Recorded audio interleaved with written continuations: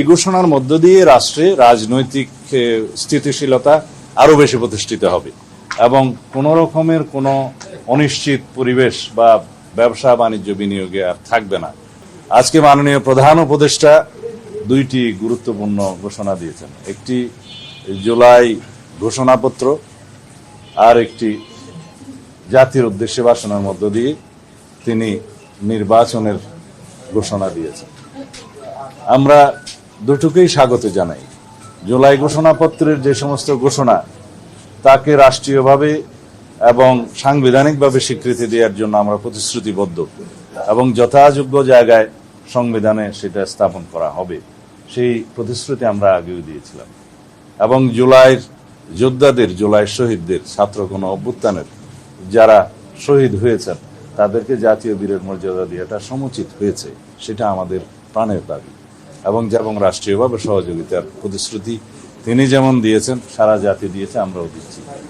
আগামী দিনে আমাদের নির্বাচনে মানুষের ভোটাধিকার প্রয়োগের জন্য যে পরিবেশ সৃষ্টির জন্য মাননীয় প্রধান উপদেষ্টা যে সমস্ত পরামর্শ দিয়েছেন সেটা অবশ্যই প্রণিধানযোগ্য।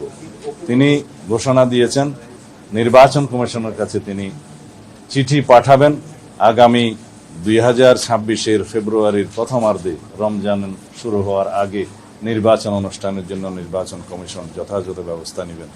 অবশ্যই নির্বাচন কমিশন তফসিল ঘোষণা করবেন যথাসময়ে, কিন্তু মাননীয় প্রধান উপদেষ্টা আজকে যে নির্দেশনা দিয়েছেন তার ভাষণের মধ্য দিয়ে এবং চিঠি প্রদান করবেন নির্বাচন কমিশনকে যা বলেছেন, সেই ঘোষণার জন্য আমরা সবাই অপেক্ষা করছিলাম এবং সারা জাতি অপেক্ষা করছিল। এর মধ্য দিয়ে বাংলাদেশে যে নির্বাচন অনুষ্ঠান নিয়ে যে একটি দুদুল্যমানতা ছিল বলে অনেকে মনে করছিলেন, তাদের মধ্যে সেই দুদুল্যমানতাটা রইল না এবং সারা জাতি একটি নির্বাচনমুখী পরিবেশের মধ্য দিয়ে যাবে এবং সেই নির্বাচনের আবহ সৃষ্টি হবে।